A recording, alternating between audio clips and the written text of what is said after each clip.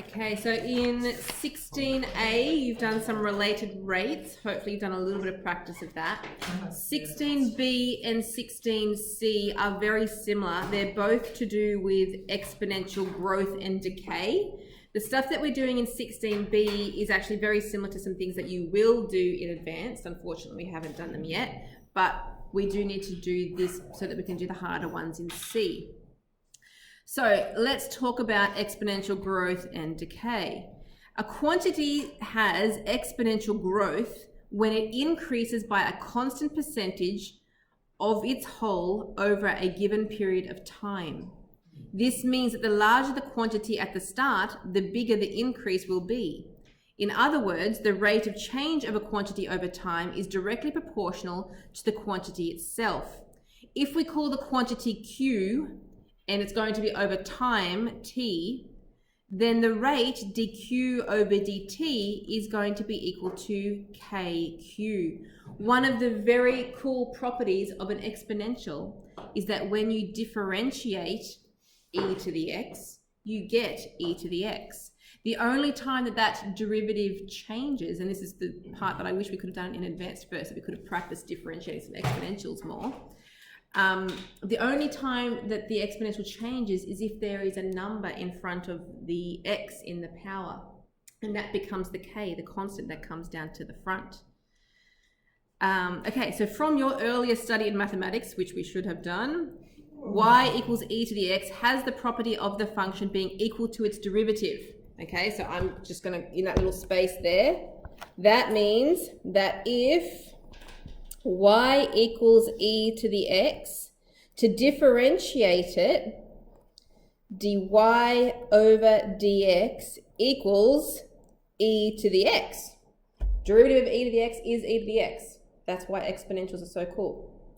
Okay, in other words, the derivative is actually equal to y, which is the original equation, or the symbols that we had up there before was q.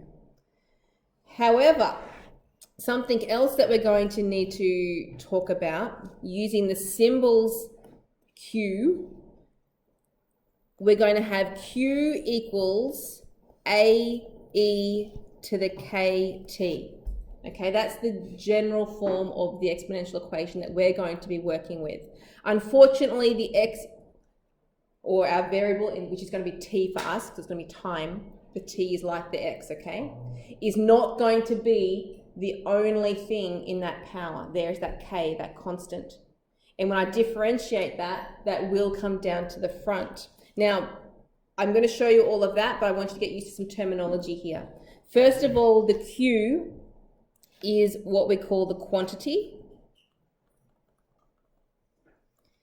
The A is the initial quantity. They will sometimes, or quite frequently actually, change these variables a little bit. You will often see that one as Q0, meaning initial quantity. E is obviously our exponential. The T is our time. And the K is a constant, but we have a special name for it. It's called the growth constant. Because depending on the size of that number, it tells you how quickly that exponential is increasing. Okay? So, if I want to differentiate that equation, I would get dq over dt. Okay? The a and the k are both constants in that equation. So what happens is the number that is in front of that t, which is the k, it is going to come down the front and it multiplies with the a that's there. So it becomes ak e to the kt. The power of an exponential when you differentiate it never changes.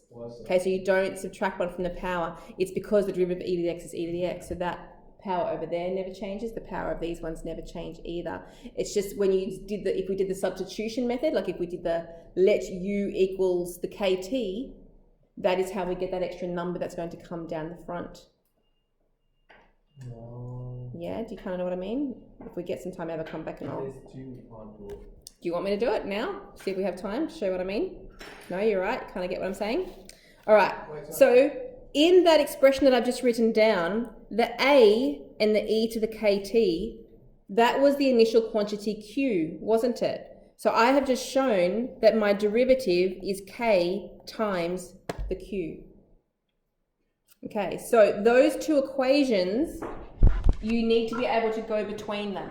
Often you'll be given an equation in this form, but occasionally you might be given one already in the derivative form, and you need to know that that means that going backwards it would be an equation in that form. You need to be able to go between the two different types.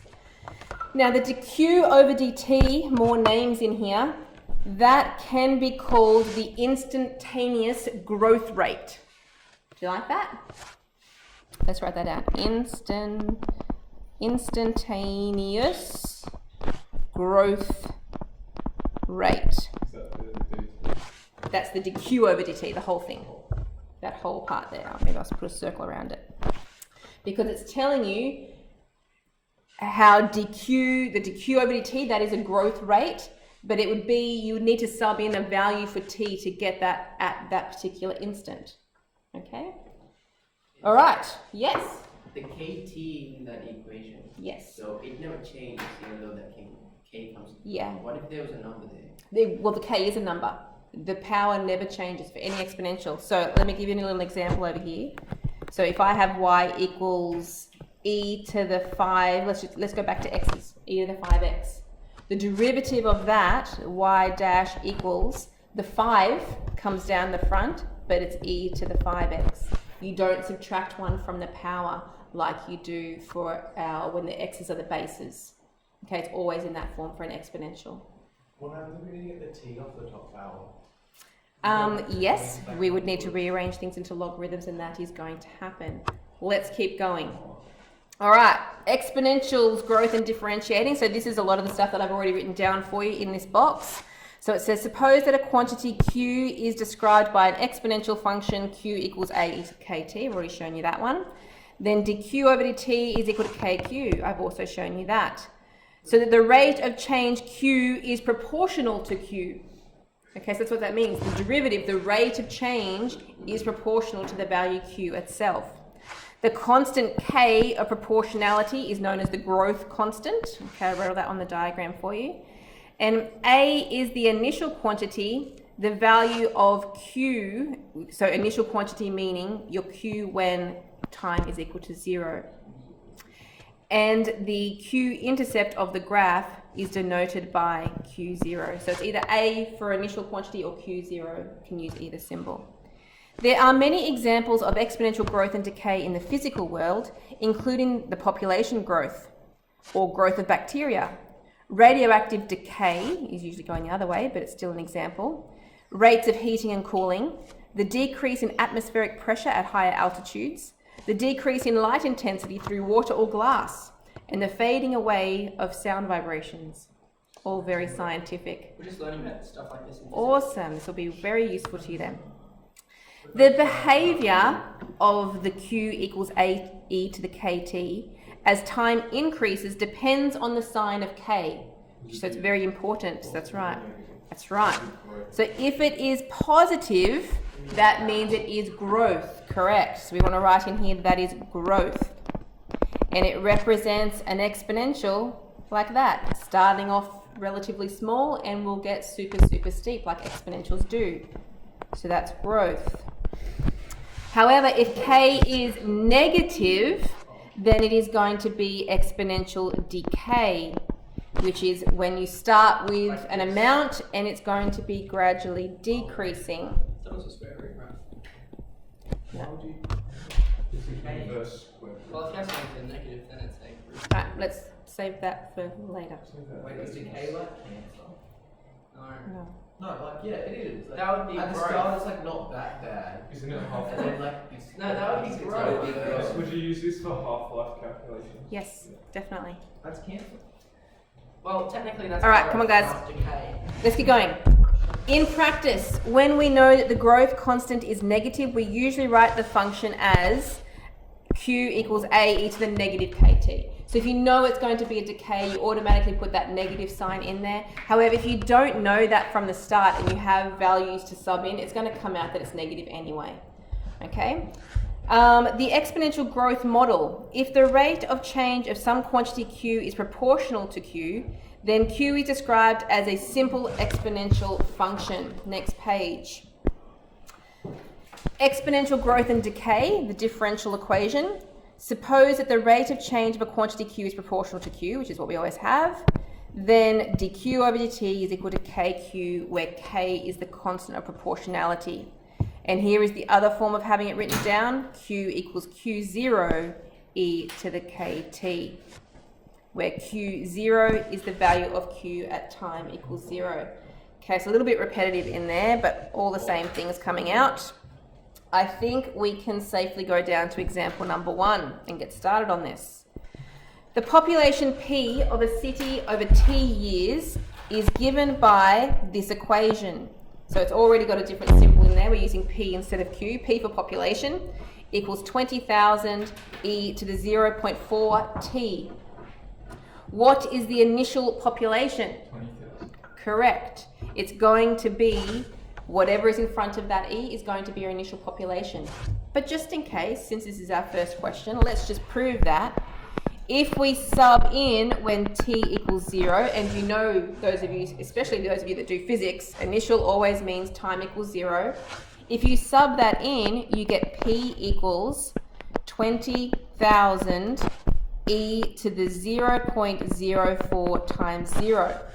Now, anything times 0 is just 0. E to the power of 0, or anything to the power of 0 is 1, and that is why that number in the front is always our initial population.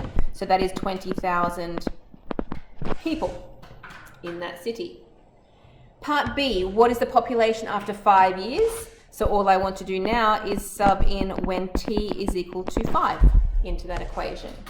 So P for population equals 20,000 e to the 0.04 times 5.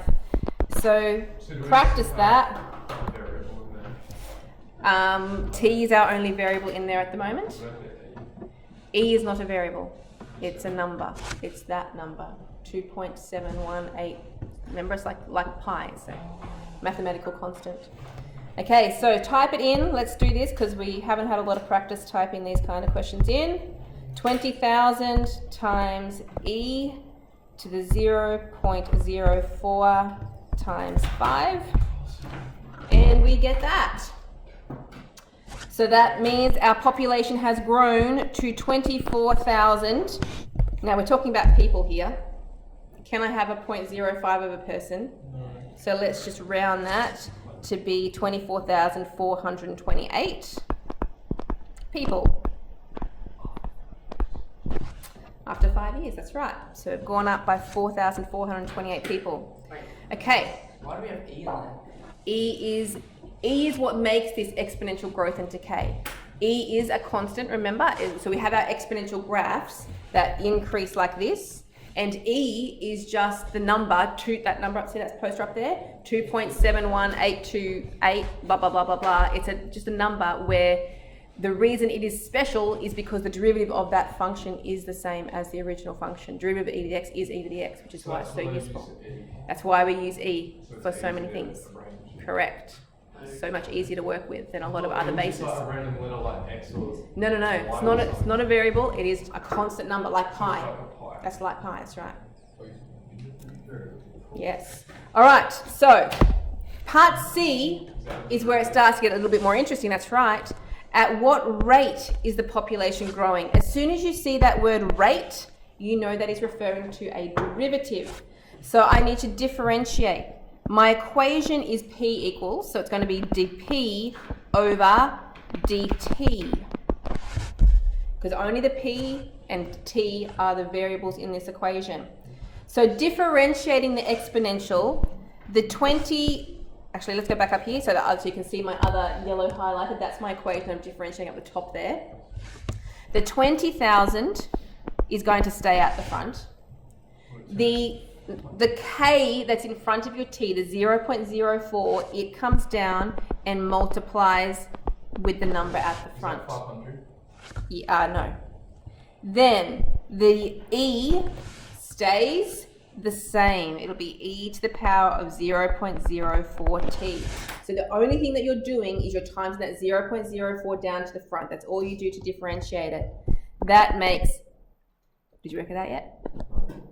800 e to the 0.04t. Okay, so that is the equation of the rate that the population is changing. It asks me to specifically find the rate after 5 years, so I want to sub in that t is equal to 5 into that one. So when t equals 5, dp over dt equals 800 e to the 0.04 times 5. Okay, we're going to type that one in. 177.1222. Oh, okay. 977 people. What's my unit's going to be? Per year. Per year. Excellent. So Just go it will change. You can't say that in the first year it's going to be 977 people and the second year 900. It's not it's not linear growth, it's exponential growth. In that year, there'll be 977 people that will increase that year. It'll be different.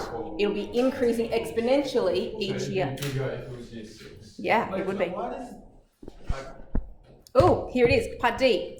It wants us to draw a sketch of this so you can see what is going on. Now, we have got questions in there talking about time up to 5 years. So let's draw our graph so that we've got from 0 to 5 for time across that bottom axis. Now, I'm only drawing it in that first quadrant because time cannot be negative. Okay, so 0, 1, 2, 3, 4, 5. Well, yes, it technically could be negative if you look into the past. So And then then- the population would be smaller than it grows. No, don't complicate things, Ben. This is extension 1, not extension 7. Okay, recall, going back to the very start of the question, I was asked to find the initial population. What was it? 20,000. 20,000. So I'm going to pick a scale here. Let's go up by 5,000s. 5, 10, 15, 20, 25, 30. That'll do. We've got about 2,000s. Oh, if you've got enough room for that, you go for it. But it only gets to 24,000. This is not going to be a super accurate because I haven't given you much space to do this in. Oh, we're starting at 5,000. Yep. In maths, you cannot skip. No, there is no jumping random amounts. We are not science here as much as it sounds similar. No. Oh no. Sorry, no. What's his Don't name? ever do Mr. that. Stripling hates it when people just draw a squiggly line at the bottom and go, okay, this starts at 100,000. That's right. You can't do It that. goes to like 101,000 and the graph goes. All right, getting a bit chatty. So we're starting at 20,000. That was our initial population. What was my population after 5 years? 24,000. All right, so 5 years. This is not very accurate, but 24,000 something will be here. Now, I'm not trying to do a huge number of points here. You can sub in more things if you really wanted to. However, do know that this is not a straight line. This is exponential growth here. It does need to curve. So my curve is going to be coming up very slowly to start. Let me try that again. Very slowly to start with, and it's going to it needs to kind of curve around. Very hard to show a curve when it doesn't look like much there. But it is curving. Maybe right next to it. This is a curve, not a line. My scale's not very good. We're trying to draw a line. Yeah, yours looks better. You must have better, more space there. Uh, Okay, question 2. Mine goes down. Then you've got something really wrong with yours. Wait, what? Why did you go down? Okay, question 2. The number of bacteria in a culture is given by, and here we go, some different letters again, and we're now using N. Before we move on to this, why does, right, move forward question. We just talk about the culture of the bacteria. Why do we have to bring the 0.4 down? That is how you differentiate exponentials. Yep. Wait a minute. Yep. Oh, yeah. So just like I showed you the short method for differentiating things with bases, that's the process for differentiating exponentials. Oh, sorry. That's okay. All right, so the number of bacteria N is equal to AE to the KT. So here's my equation. Where T is the time measured in hours, it's always important that you take note of the units. If there is 6,000 bacteria, that is going to increase to 9,000 after 8 hours. Find K correct to 3 significant figures.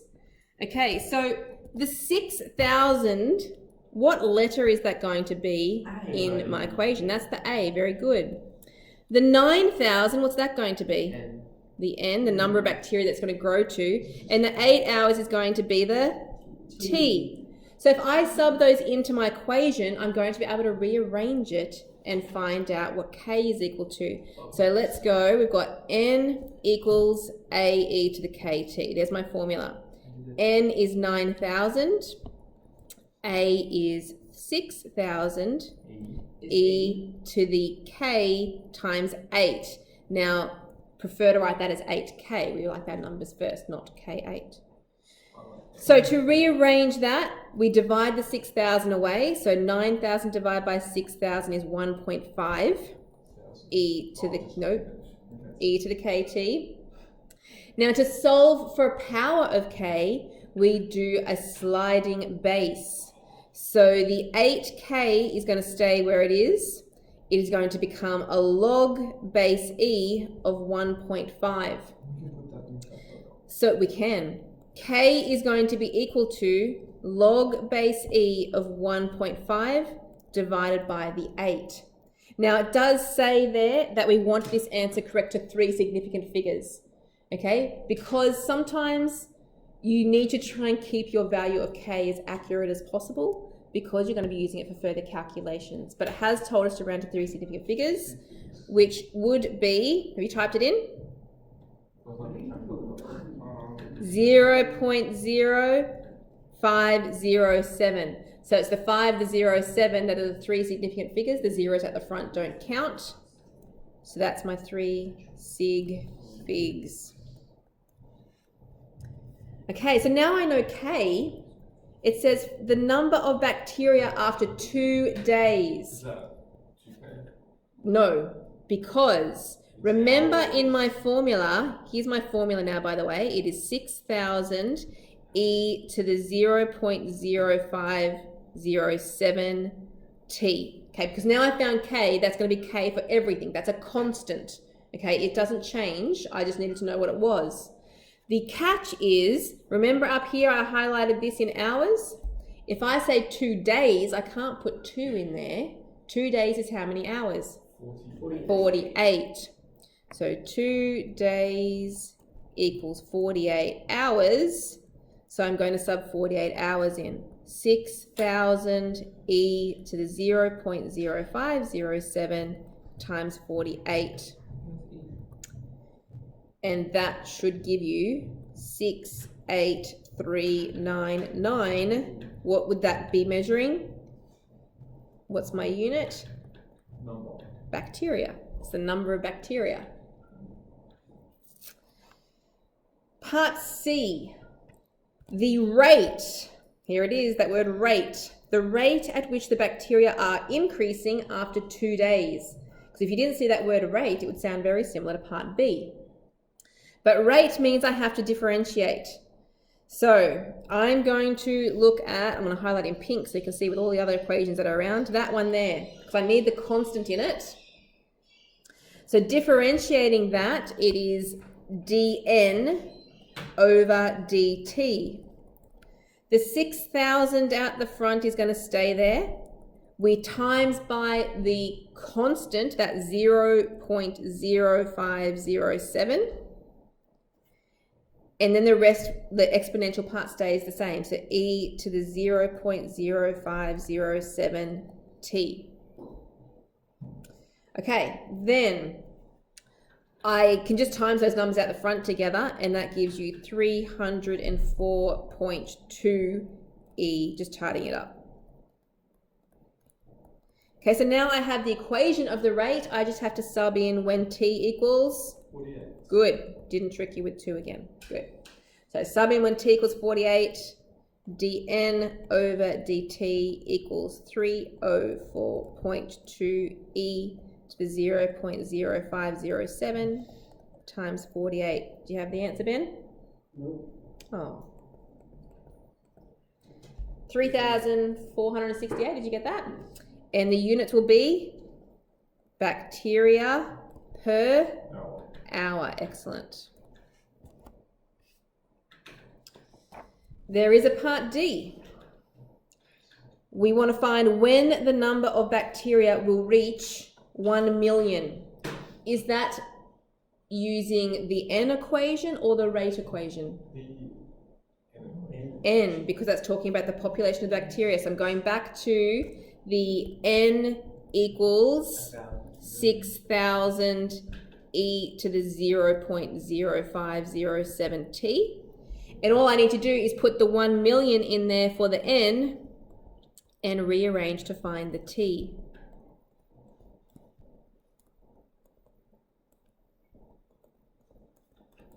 Okay, so the first thing you do is you divide your 6,000 across.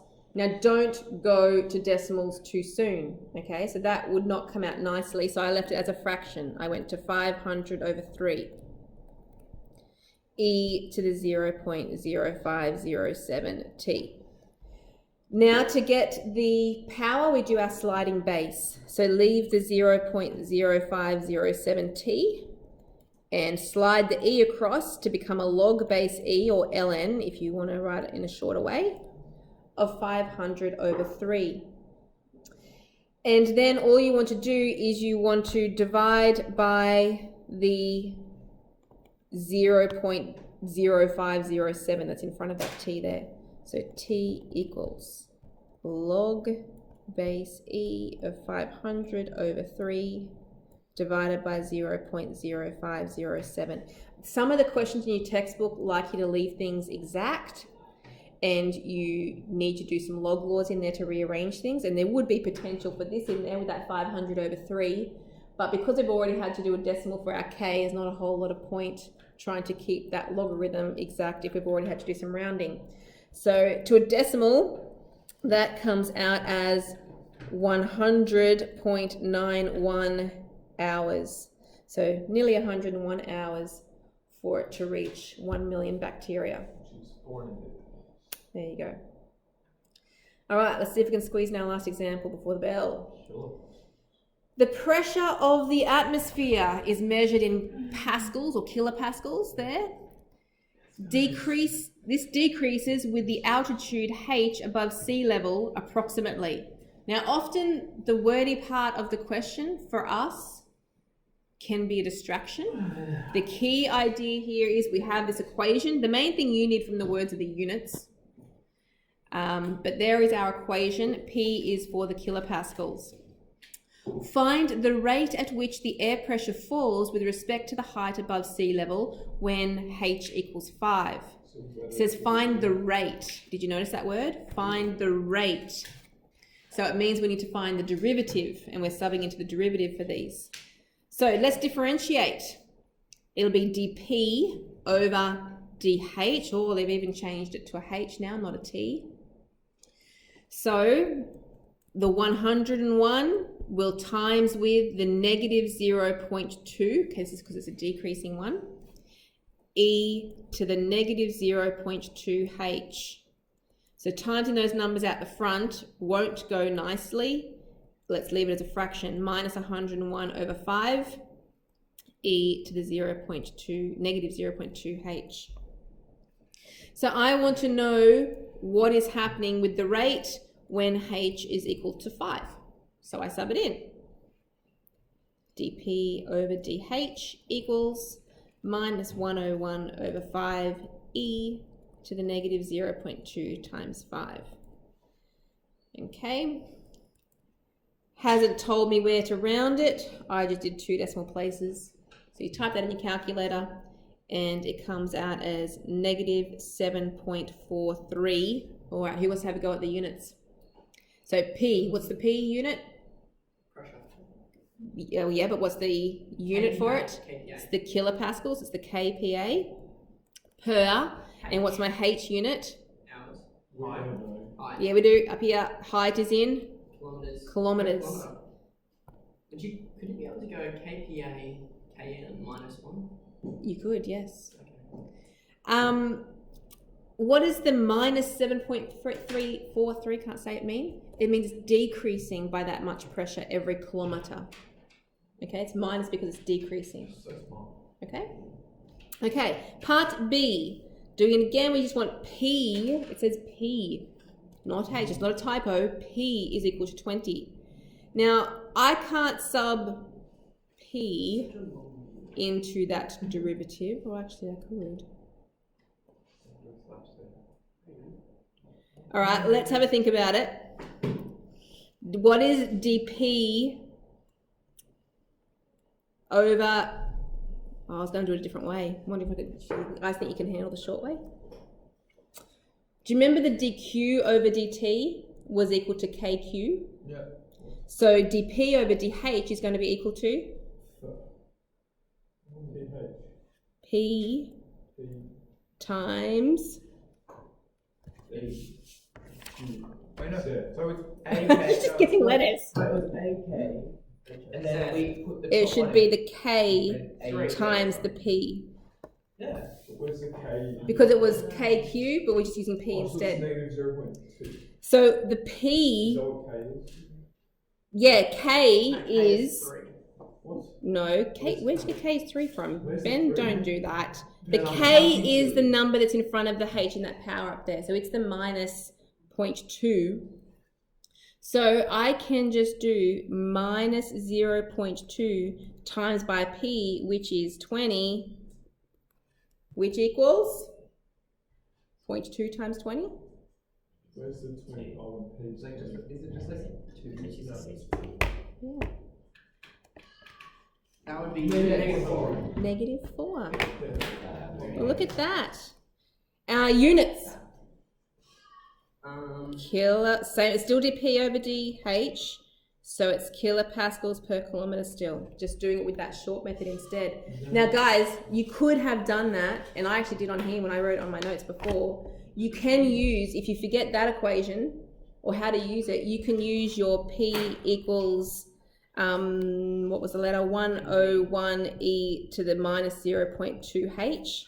If you put your P into there, you find the H, and then you can sub it in, but it's going to take a bit more work. All right. Oh no, there is another example. There was one more. I thought that was the last one. Question 4. The mass of radioactive substance is initially 10 grams. What does that word initially mean? When time is 0. Time is 0, or we often call that Q0. 20 years later, so that's a time in there, so time is going to be equal to 20 at some stage. The mass of the remaining radioactive substance is 9.6 grams. So that's going to be the Q when you put the 20 years in there. So find the annual decay rate given that the rate of decay of a radioactive substance is proportional to the mass of the substance present at any time. We're trying to find the K, isn't in what that's asking us to do. Remember the instantaneous, the rate is proportional to that K that's in there. So our equation is going to be Q equals Q0 e to the KT.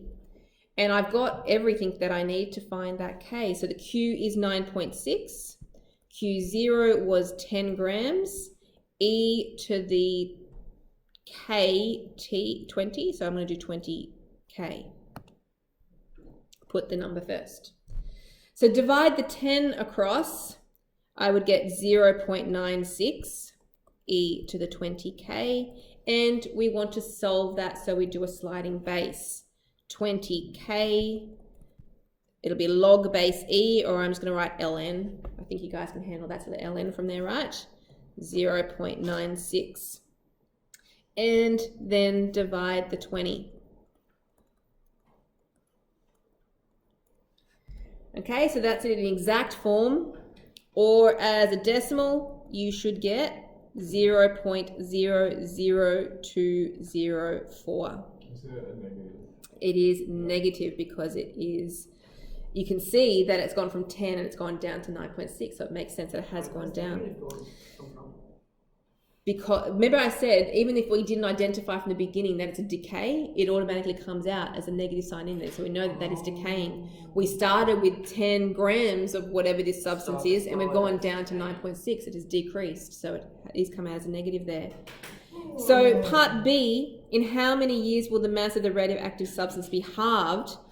First of all, let's write down our equation. Our Q equals 10E to the negative 0.00204. Now, depends how many decimal places you need to keep there. It didn't specify in the question, so I kept a few. It's always better to try and, if it doesn't tell you to round, to keep it exact in your calculator and try and keep it as exact as possible until the very end. Okay, so how many years will it be halved? Q equals 5. Q would have to equal 5.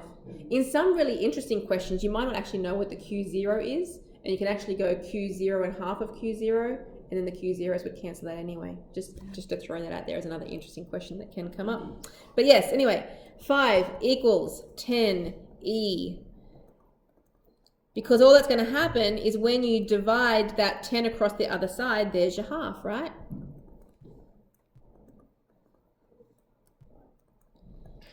Oh, 204, I'm mixing my numbers around. So do a sliding base. So the minus 0.00204t log base E, or in other words, ln of a half. And t equals ln of a half over that decimal. Again, there could have been some simplifying of that logarithm, but if we're going to be typing into our calculator, why bother? That equals 346.57, or approximately, maybe it might be better to just go 347 years. Okay, and when you're talking about 347 years, it probably makes more sense to round to the nearest year in that kind of time frame. All right, that is it. You need to do 16B.